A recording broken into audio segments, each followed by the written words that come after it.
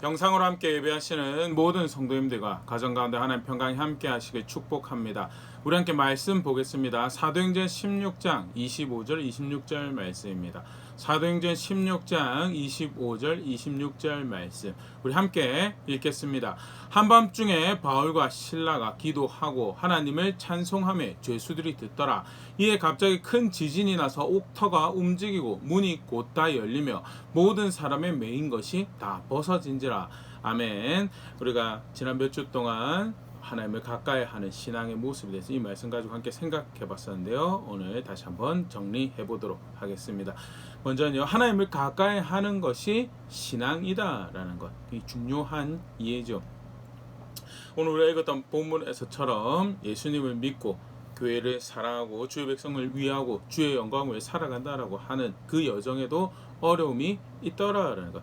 바울과 실라가 어떻게 빌립보 감옥에 던져지게 되었는가? 주의 교회에 돌아보고 또 예수님 복음을 전하기 위해 하나님의 인도하심을 따라서 온 여정이 빌립보였는데 그럼에도 불구하고 그 가운데 어려움이 있더라라는 것. 사실 우리가 예수 그리스도를 사랑하고 예수 그리스도를 구원의 주로 믿는다고는 여정에서도 우리가 살아가는 세상에서 마주하는 사건과 상황들이 사실 그런 상황이죠. 절대 그런데 그런 상황과 그런 사건이 발생할 때 당황하지 말 것은요. 성경에서 그렇게 가르치고 있다는 어려움이 있다라는 것. 그것은 나의 어리석음으로 해서 발생할 수 있지만요. 타인의 어리석음으로 해서 발생할 수 있고 우리의 어리석음으로 인해서 사회와 문화의 어리석음으로 해서 발생할 수 있고 궁극적으로는 사실은 우리가 살아가는 세상이 사람의 죄로 인해서 저주받은 세상을 그게 성경이 가르치고 있는 바고요. 그래서 어려움이 있다라는 것, 인생에서 어려움이 있다는 것 절대 간과하지 못하는 성경의 가르침이죠. 그런데 그런 상황 가운데 하나님이 늘 언제나 구원이시다라는 것. 시편 107편 19절 20절 말씀 우리가 앞서서 살펴봤던 말씀인데요. 이에 그들이 그들의 고통 때문에 여호와께 부르짖음에 그가 그들의 고통에서 그들을 구원하시되 그가 그의 말씀을 보내어 그들을 고치시고 위험한 지경에서 건지시는도다. 자신의 어리석음 때문에 고통 가운데 있는 백성이, 자신의 어리석음 때문에 어려움 가운데 있는 사람이 여호와 하나님께 구원을, 여호와 하나님께 도움을 구할 때 여호와 하나님께서 그의 구원이 되시더라라는 짧은 시편의 기자의 고백이지만요, 하나님 실제로 모든 상황과 사건에서 구원이 되시고 그는 충분한 권위와 능력과 사랑과 긍휼하심을, 은혜로우심을 가지고 계신 하나님이시죠. 오늘 본문에서 사실은 바울과 실라가 누구보다 그 사실 잘 알고 있었죠. 그들은 하나님께서 보내주신 구원이신 하나님의 아들 예수 그리스도를 통하여 이미 그 사실을 알고 있었고, 그래서 그 구원하신 하나님의 인도에 따라 온 현장이었고, 그래서 그 어려움과 무고하게 고발당하고 불의하게 재판도 없이 두들겨 맞고 중범죄 취급당해서 묶여있는, 갇혀있는 그런 상황이지만요, 구원이신 하나님을 그가 구원이시다라는 고백을 이어가는 게 그들의 기도였고 그들의 찬송이었고요. 하나님은 그날 그 사건 가운데 하나님이 구원이신 것을 나타내시더라라는 것.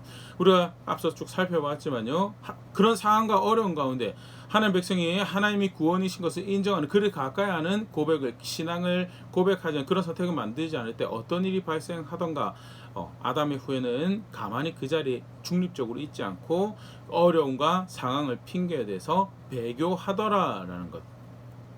민수기 14장 4절 이에 서로 말하되 우리가 한 지휘관을 세우고 애굽으로 돌아가자 하매 하나님께서 10가지 재앙으로 이스라엘 백성들을 건져내시고 홍해를 건너게 하시고 광야의 여정을 인도하셔서 드디어 가나안 땅 입구에 섰습니다. 가데스 바네아라는 장소에 섰는데 거기서 12 정탐꾼이 하나님을 신뢰하지 못한, 물론 정직하게 보고 정직하게 있습니다. 그런데 그 상황에서 사실은 더 정직한 건요, 그날 아침에 만나를 먹고 그 은혜를 인정하는 고백을 했었어야 되죠.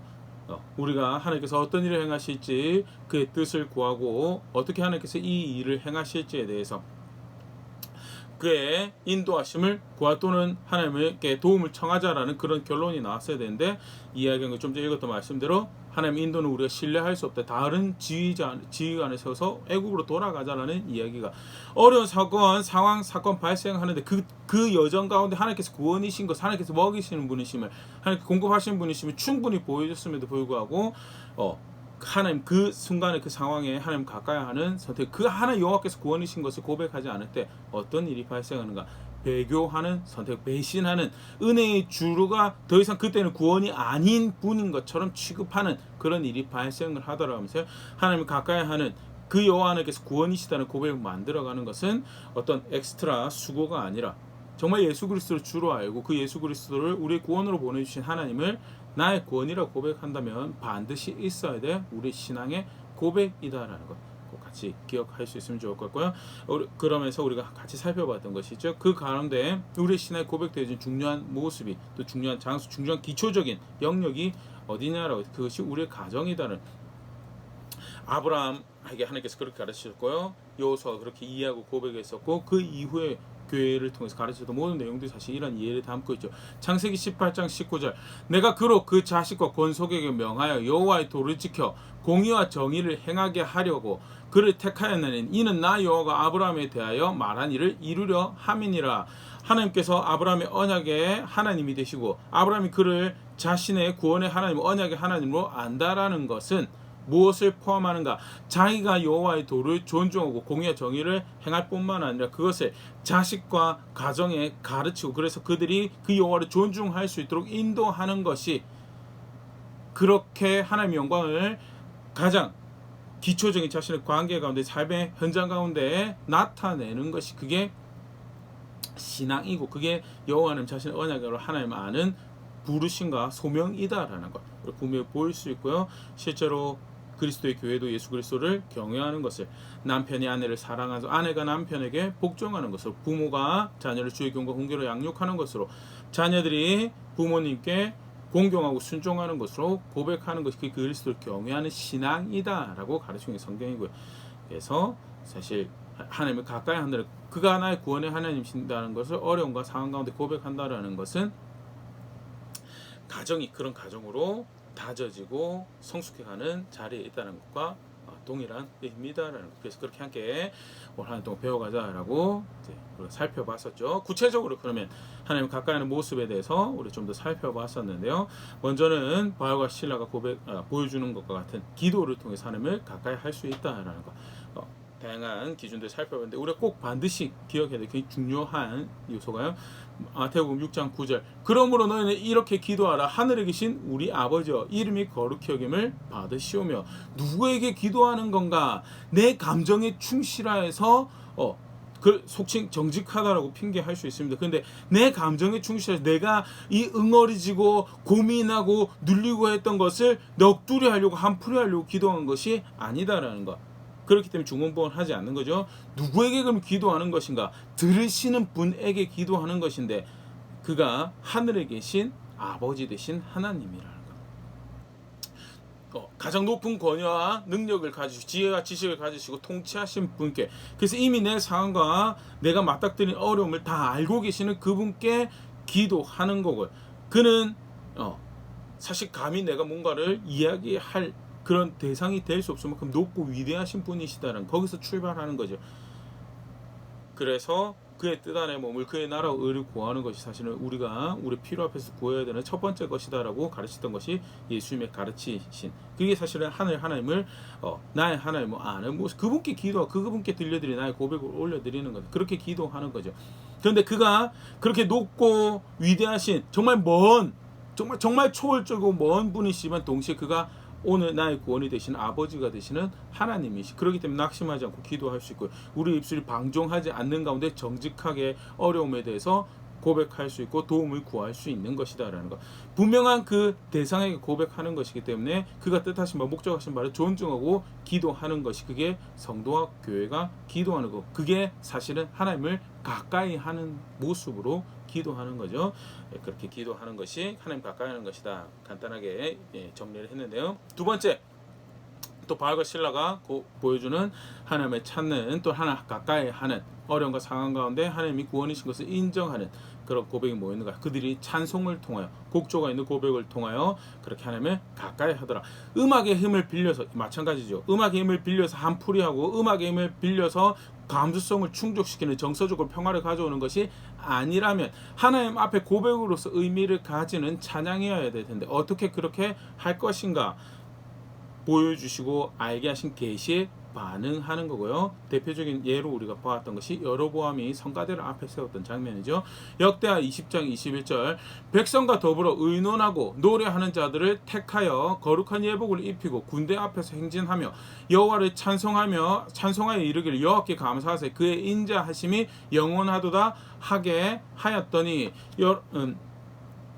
여호사밧이 상계국 연합국을 맞닥뜨린 상황에서 하나님의 도움을 구하고 하나님께서 전쟁은 나에게 속했다라는 이미 모세를 통해서 알려주셨던 말씀을 다시 확인하시죠. 어떻게 이 전쟁이 하나님께 속했다라는 것을 이 상황에서 고백할 수 있을까? 백성들과 더불어 의논합니다. 우리가 병거를 의지하는 것이 아니고 우리가 마병을 의지하는 것이 아니고 우리가 사람의 전력과 전술을 의지하는 것이 아니고 하나님께 이 모든 것이 속했으면 어떻게 이 상황에서 고백할 수 있을까라는 그 말씀과 그 하나님을 존중하는 고백이 어떻게 드러났는가 성가대를 앞에 세우는 거죠. 그냥 그것이 어떤 마법적인 효과를 내어서 그것이 어떤 신비적 효과를 발생시켜 우리 전쟁에 이기게 할 것이다라는 그런 전략이 절대 아니었어요. 미리 주신 하나님의 말씀이 있었어요. 마병을 의지하지 말고 병거를 의지하지 말고 여호와 하나님을 의지해서 전쟁을 치르는 것이 그의 하나님 백성의 삶이다라는 거예요. 그럼 이 상황에서 그것을 어떻게 적용할 것인가? 그들이 선택했던 방법이 우리는 그 계시를 존중하고 그 말씀을 그 하나님을 존중합니다라는 선택이 그들이 찬양을 앞세웠던 거예요. 우리의 찬양이 우리의 찬송이 적어도 그런 하나님을 찾는다라고 한다는 그런 고백이 담고 그 하나님 가까이 한다라는 그런 자세를 담는다면 하나님 어떤 분이신지 가르치죠. 계시하신 그의 구원의 사역을 나타내신 그 계시에 귀 기울이며 그 하나님이 나의 구원이신 것을 인정하는 고백으로서의 찬양이 드려져야 된다라는 부분 함께 생각했던 부분들이고요. 그렇게 찬송하는 내가 된다라는 것은 또 그렇게 함께 찬송하는 가정이 된다라는 것을 의미하는 거고요. 그게 우리가 살펴봤던 두 번째 하나님 찾는 모습으로서 본문 가운데 우리가 살펴봤던 거죠. 세 번째 우리가 지난 시간에 살펴봤던 것이요. 결국 우리가 그렇게 하나님 가까이 한다라고 할 때 특별히 은혜를 구하는 거죠. 어려운 가운데 상황과 사건 가운데 도움을 구하는 것으로 구원이 하나님을 의지하고 구원이 하나님을 가까이 한다라고 할 때 가장 기초적으로 우리가 사실은 취해야 될 자세가 있는데 그것은 하나님 복 받는다라고 한 자리. 내가 너의 구원의 하나님이 되어줄게, 내가 너의 은혜의 주인이 되어줄게 라고 하시면서 언약을 맺죠. 구약에는 아주 대표적인 언약의 장면이 시내산 언약이고 신약에서는 예수 그리스도 통해서 새 언약을 맺어서 언약 백성이 약속이 있는 백성이들 내가 너의 하나님이고 내가 너희가 내 백성이 된다라고 언약 백성이 된다라고 할 때 하나님이 그냥 언약 백성 이제부터 이제 도장 찍고 우리 그런 관계 합시다라고 그렇게 출발합니다. 은혜로 출발하죠. 그런데 그 가운데 진짜 믿는 게 뭔지에 대해 진짜 그렇게 그 하나님의 신앙을 가지는 것이 무엇인가에 대해서 무엇으로 고백하냐면 그가 말씀하신 대로 살아가는 거죠. 구약에 그랬죠. 구약에서 복받는 자리가 은총을 입는 자리가 이른비와 늦은 비를 누리면서 이집트 땅보다 좋지 않은 땅이지만 그 땅이 풍성한 땅이 적과 꿀이 흐르는 땅이 되는 그 놀라운 비법을 은혜의 하나님이 그들의 하나님이 되어서 그 비법을 누린 자리에 대해서 분명히 하나님께서 명시하시고 가장 기초적인 내용이 십계명이죠. 신약에서는 예수 믿는 걸로 그냥 끝나는 거 아닙니까? 절대 그렇지 않죠. 그는 사실은 이제 신약의 신앙을 잘못 이해한 모습. 예수님 은혜로 내가 너의 이름 구원이다라고 보여주셨고 그 구원을 신뢰해서 예수님 믿는다라고 한다면 그가 가르치신 대로 살아가는 게 그 사랑 안에 거하는 진짜 그를 믿는 모습이 요한복음 15장 10절 내가 아버지의 계명을 지켜 그의 사랑 안에 거하는 것 같이 너희도 내 계명을 지키면 내 사랑 안에 거하리라. 예수님께 붙어 있는 거요. 예수님 안에 거하는 거, 예수님 믿는다라는 거. 사실 다 하나를 예수님과 뭐 교제 가운데 동행 가운데 있다는 거 다 똑같은 이야기인데 결국 무엇으로 그 신앙을 고백하는가 그의 말씀에 따라 살아가는 것으로 순종하는 것으로 그것을 고백하는 거. 그게 결국 뭐야? 은혜의 주인을 그 구원의 하나님을 내 하나님으로 여깁니다. 내가 다른 자리가 아닌 세상의 지혜, 세상의 만족의 어떤 철학에 동의한 어떤 방법론 그걸 신뢰하는 것이 아니고 이 은혜 하나님 내 구원입니다라고 고백을 한다라는 그 신앙은 그가 말씀하시는 대로 복받는 자리, 구원받는 자리, 의롭다라고 그 앞에 여겨진 그것을 선택해가는 자리가 그거예요. 그래서 정말 어려운 가운데 상황 가운데 내가 당신의 은혜가 필요합니다라고 고백을 한다면요 가장 먼저 해야 될 그 자리로 복받는다고 한 자리로 그 말씀에 순종해서 은혜 입는다는 자리로 돌아가야 되는 거죠. 그렇게 살인하지 않고요. 그렇게 간음하지 않고 그렇게 도둑질하지 않고 그렇게 거짓 증거하지 않고 그렇게 탐내지 않으면서 하나님 말씀하신 것 걸음걸음 존중하면서 내가 당신의 은혜가 필요합니다. 내가 당신의 백성입니다라고 고백할 수 있는 자리가 있는 거고요. 그렇지 않을 경우에 이사야 분명히 말씀해 기도 안 듣는다고.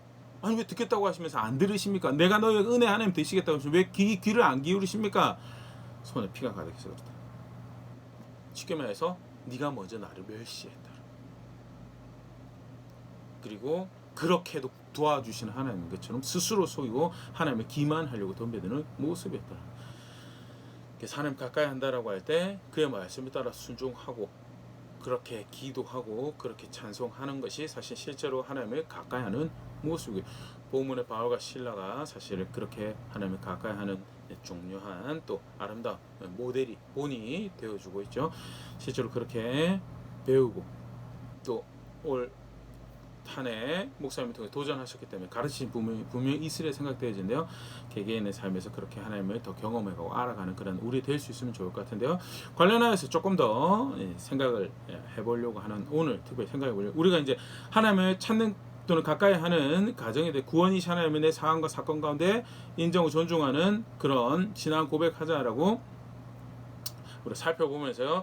어떻게 보면 이제 기도를 하는 것을 통해서 또 찬송하는 것을 통해서 말씀을 순종하는 것을 통해서 그것을 할 수 있다라는 어떤 이렇게 그 모델적인 부분들 또는 이러한 종류라고 하면 좀 그런가요? 그런 모습들을 이렇게 살펴봤다면요, 이 사실 하나님을 가까이 하는 이 신앙의 단면이 어디에 뿌리를 두고 있고 그 기초가 뭔가라고 하는, 사실은 예수님 안 믿으면서 하나님 가까이 한다라고 하는 또는 그냥 지금까지는 어떤 신앙생활도 하지 않았는데 이번에 도와주시면 내가 한번 잘 섬겨드리겠습니다. 그런 목양적인 방법에 또 특별 개인적인 인도하심 측면에서 뭐 그런 사건이 벌어질 수도 있습니다. 그런데 성경에서 가르치는 어려울 때, 힘들 때 구원이신 하나님을 의지하라고 그러면서 구원이신 하나님을 가까이 하라고 할 때 그 신앙의 단면이 뿌리 내리고 있는 근거하고 있는 기초가 뭔가라는 거예요. 쉽게 말해서 이 하나님 가까이 하는, 기도를 하나님 가까이 하고 찬송으로 가까이 하고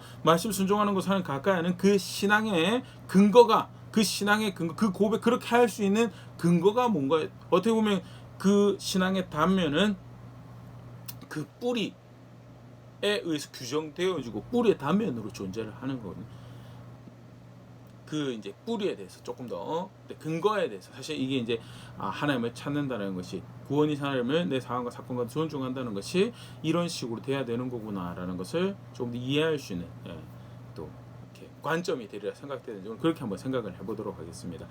하나님 가까이 한다라는 거요, 어려움과 또 상황과 사건 가운데 도움이 필요할 때 나의 구원의 하나님이 되어 주소서라고 고백할 수 있는 거, 결국 어디에 근거를 두고 있는가? 그가 내 하나님이 되신다라는 것. 내가 그의 백성이 된다. 그 언약 관계가 기초가 되는 거죠. 신약 백성을 쉽게 치면요, 예수님을 믿는다는 그 신앙이 기초가 되는 거죠.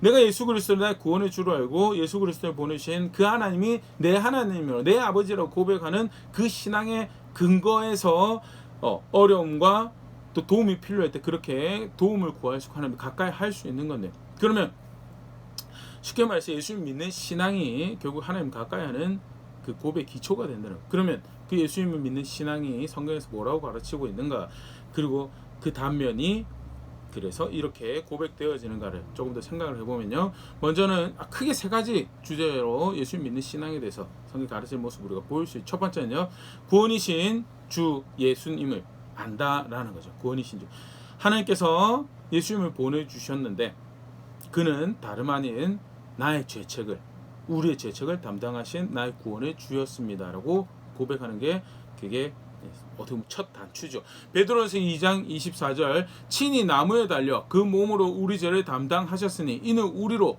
죄에 대하여 죽고 의에 대하여 살게 하려 하심이라. 그가 채찍에 맞음으로 너희는 나음을 얻었나니. 우리 죄를 담당하셨다라고. 예수님 십자가로, 어떻게 보면 이제 정점이 십자가죠. 예수님 성육신 사역이 사실 모든 것을 담고 있죠.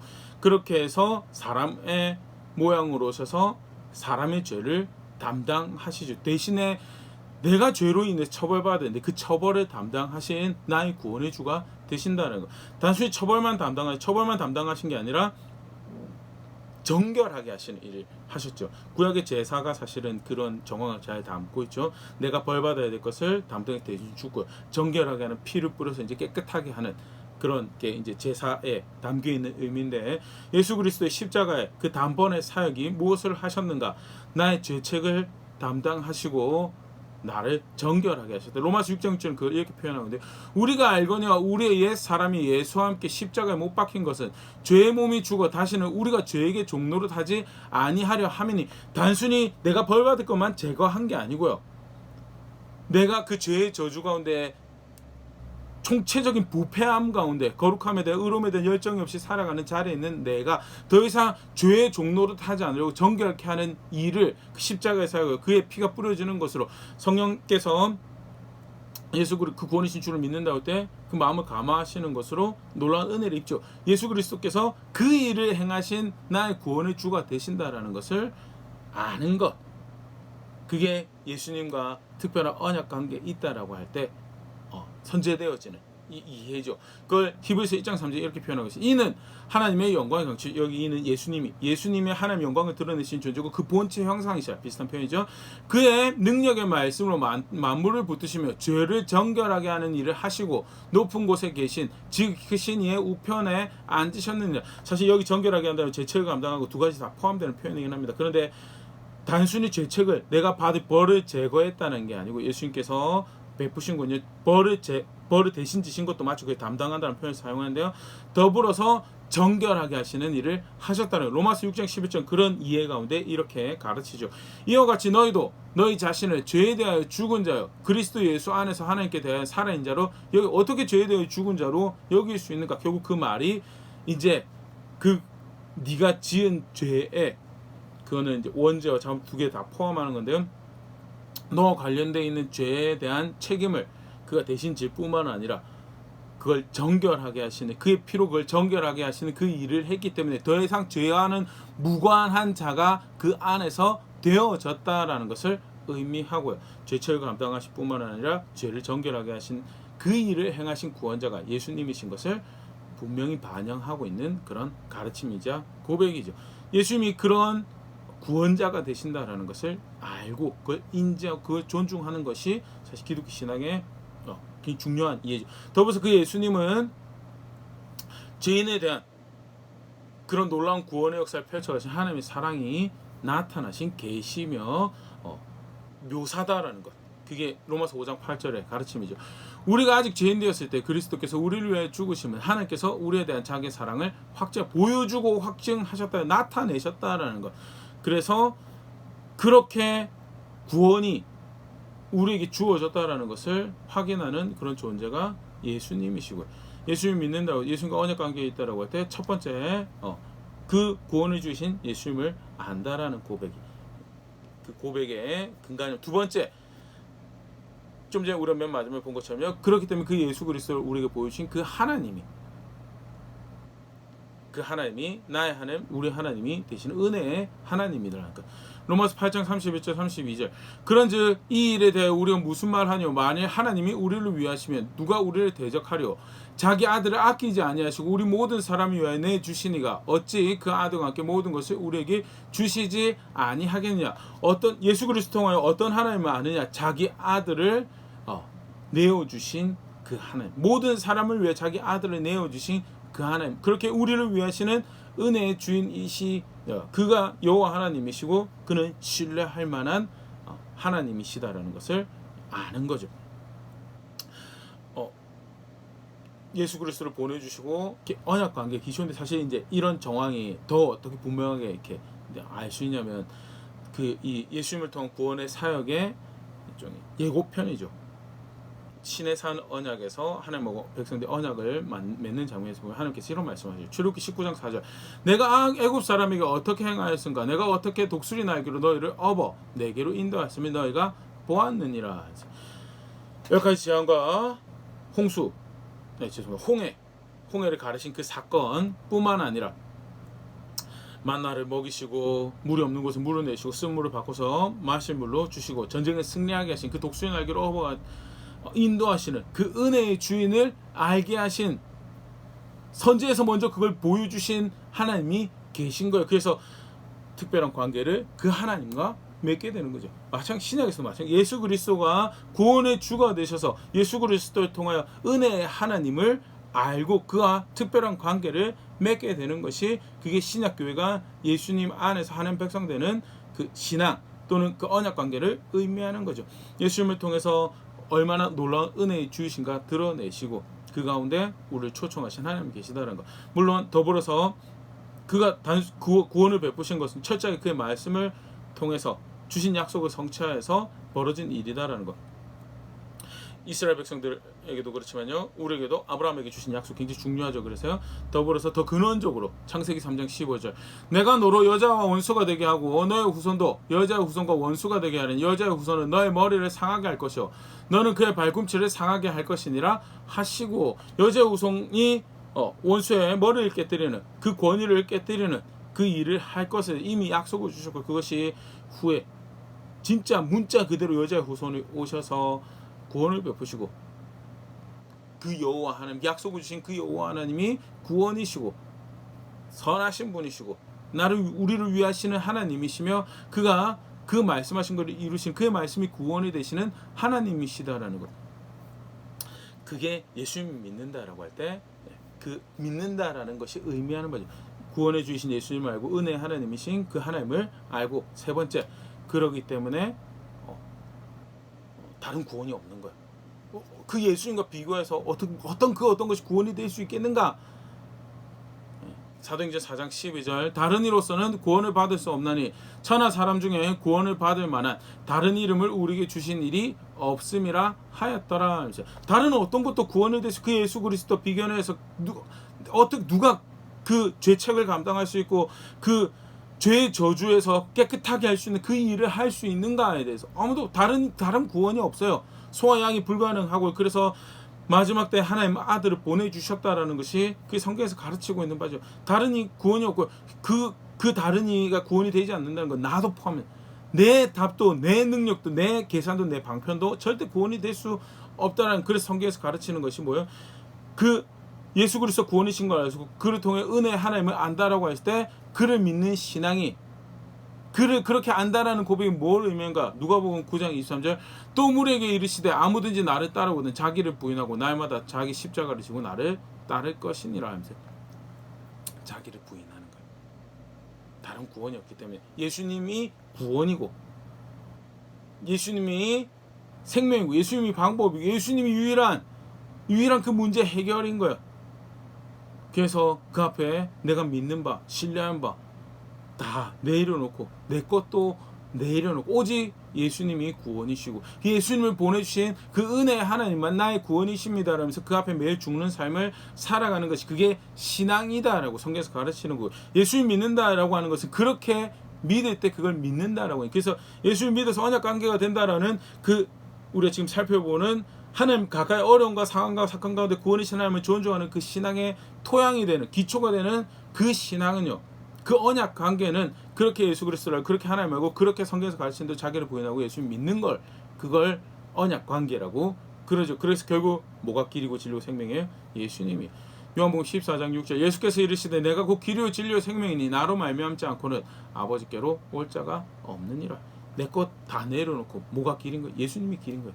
예수님이 진리고 예수님이 생명이고 그 예수님이 지목하는 바, 나는 아버지의 말씀이 영생인 줄 알고 그의 말씀만 너에게 전한다, 그의 말씀만 너에게 가르친다라고 하는 그것만 진리가 되고 생명이 되고 길이 되는 그 관계에 있는 게 이번에 우리가 살펴보고 있는 하나님을 가까이 하는 신앙의 기준. 그 관계가 없으면요, 가까이 하는 것 자체도 사실 불가능하고요. 그 관계에 근거해서 어려움과 상황과 사건 가운데 여호와 하나님이 나의 구원이십니다라고 고백을.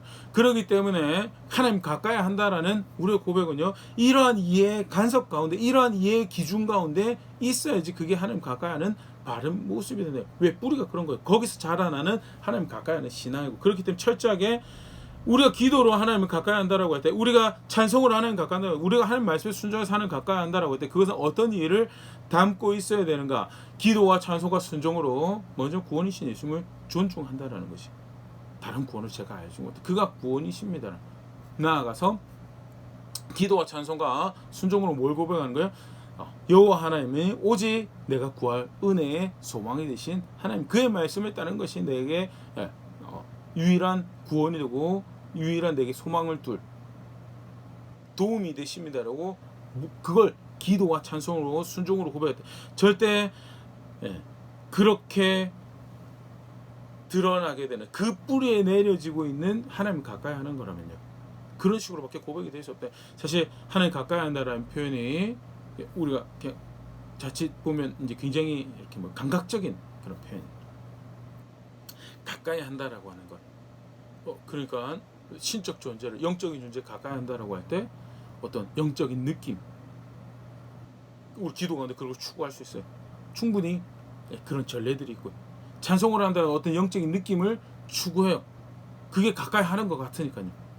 또는 더 나아가서 노래를 통해 황홀경에 들어간다거나 기도를 하면서 신접한 어떤 느낌, 그래서 인지와 지각과 그 어떤 이성 논리를 내려놓고 그런 어떤 특별한 느낌과 경험을 가지는 게, 그게 하나님 가까이 하는 거라고 생각하시는데, 절대 그렇지. 어떤 그 관계, 어떤 신앙의 뿔을 내리고 고백하는 하나님 가까이 하는 건가에 대해서 예수님 믿는 것, 언약 관계에 있다라는 것, 그리고 그것은 예수 그리스도 유일한 구원을 주고, 하나님 은혜, 하나님이 나의 하나님 되시고, 그래서 나를 부인하고 내 십자가를 지고 그 유일한 구원 대신, 유일한 길이 되신 예수님을 걸은 것을 존중하는, 그게 관계입니다라고 하는 그 관계 가운데 드러나는 하나님 가까이 하는 신앙이다. 그래서 어떤 철저히 그걸 반영하는 거예요. 그래서 기도와 찬송과 순종으로 구원이신 예수님 존중하고, 기도와 찬송과 순종으로 은혜 하나님을 인정, 다른 구원이 없는 거예요. 그리고 마지막으로 기도와 찬송과 순종으로 한눈 팔지 않는 거예요. 사실 이스라엘 먼저 그 은혜의 주인을 섬기는 경험과 역사를 가지고 이스라엘 백성들이 사실 많이 지적받았던 문제죠. 한눈판. 예레미야 2장 13절, 내 백성이 두 가지 악을 행하였나니 곧 그들이 생수에 군원되는 나를 버린 것과 스스로 웅덩이를 판 것인데, 그것은 그 물을 가두지 못할 터진 웅덩이들이니라. 생수의 여호와 하나님이 그 특별히 선택한 이스라엘 백성이라, 아브라함의 후손이라는 그런 이해가 분명히 있어요. 그럼에도 불구하고 어려움을 닥칠 때, 상황과 사건이 발생할 때 다른 구원을, 다른 도움을, 다른 방편을 의지하는 것. 결국 그래서 그것이 가르치고 있는 행복의 질서를, 그것이 가르치고 있는 이익의 질서를, 그것이 가르치고 있는 만족의 질서를, 도움의 질서를 따라서 다른 강력한 나라가 섬기는 그 신을 또는 그 문화를 답습해 와서 이 한 여호와 하나님께서 명령하신 문화를 대체하고, 여호와 하나님께서 자신의 섬겨놓은 신앙을 대체하는 더 영적인 것을 만들어가는 그런 모습을 사실 동시대에, 예레미야 선지자 동시대에 이제 펼쳐 나가잖아요. 근데 뭐에 근간을 둔 하나님 가까이, 뭐에 근간을 둔 어려운 가운데 도움을 구하는 신앙인가에 대해서 다른 구원 없는 거예요.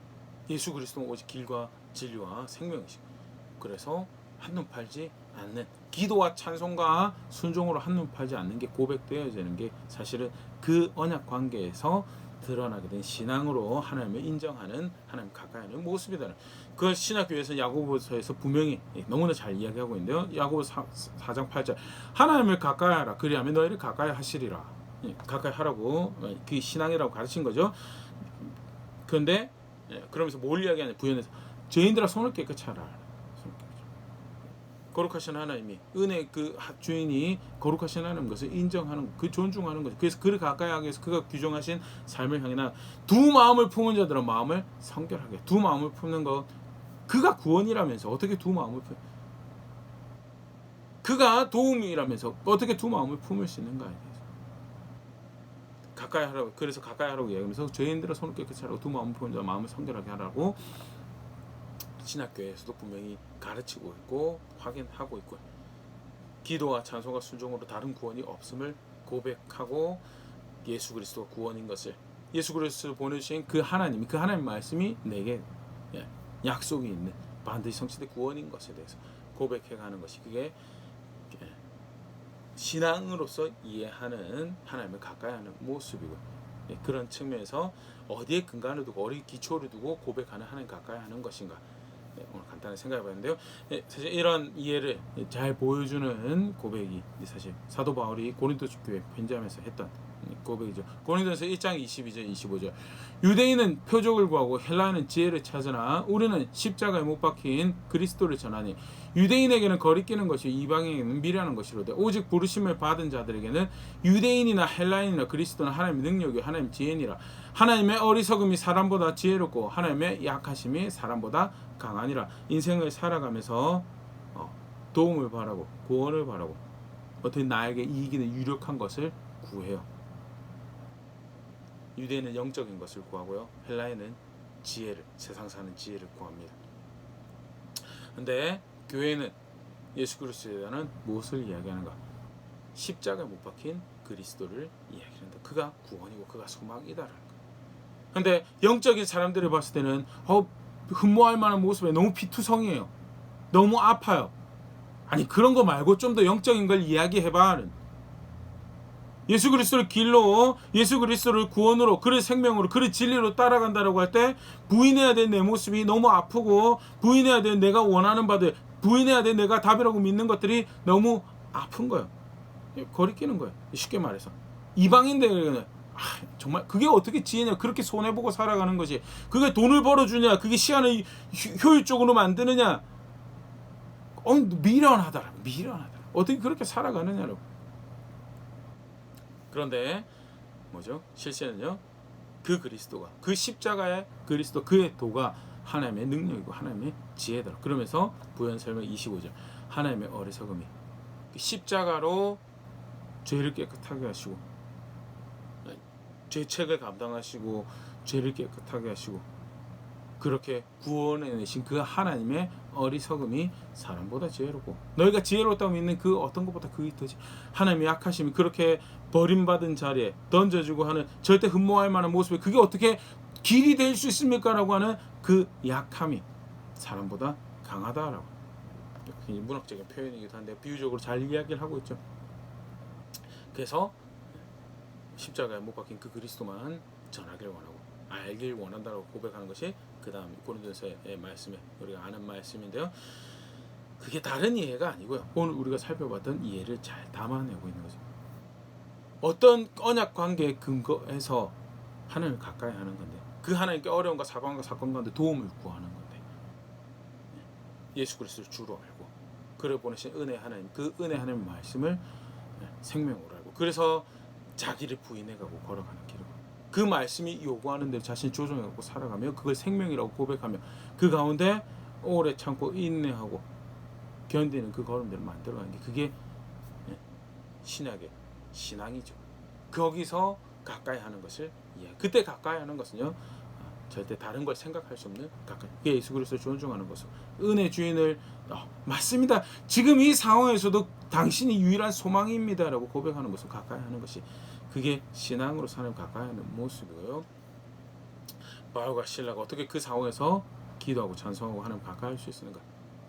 다른 구원을 알지 못하고 다른 소망을 알지 못하고, 비단 그 여호와 영의 인도에, 그 하나님 영의 인도해서 다른 곳이 내일이 보이지 않는 자꾸 그 체인에 묶여서, 사슬에 묶여서 감옥에 던져 있는 상황이더라도 그 하나님의 인도하심이 없기 때문에 그가 구원이시다라고 고백할 수 있는 그 신앙을 가지고 하나님 가까이 했던 그 바울과 실라의 고백이고, 2022년 여전히 들려지는 뉴스는 호락호락하지 않습니다. 경제적인 것도 사실은 어떤 변수가 어떻게 작용해서 어떻게 내 앞에 상황으로 드러나게 될지, 국내외적으로 여러 가지 뉴스들이 가장 크게는 질병의 상황이죠. 그런데 예수 그리스도를 안다는 거예요. 이 상황에서도 예수 그리스도가 구원이 되신다. 그리고 그를 보내신 아버지 하나님이 이 상황에서도 내 소망이 되신다. 그러기에 이 상황에서도 뭘 해가야 되느냐? 그를 가까이 하기 위해서 나를 부인해가야 돼. 그가 구원이신 것을 인정해 나를 부인해. 그렇게 가까이 하는 것이 그게 하나님을 가까이 하는 바른 언약 관계 이해 가운데 가까이 하는, 내가 만들어낸 내 도움이 아니고 그 언약 관계 가운데 계시하신 대로 하나님을 가까이 하는 신앙이다라는 것. 가르치신 대로 겸손하게 배우며 마땅히 걸어야 될 걸음들 걸으며 우리가 주의 교회임을 함께 고백하는 자리는 우리가 교회가 될 수 있으면 좋을 것 같습니다.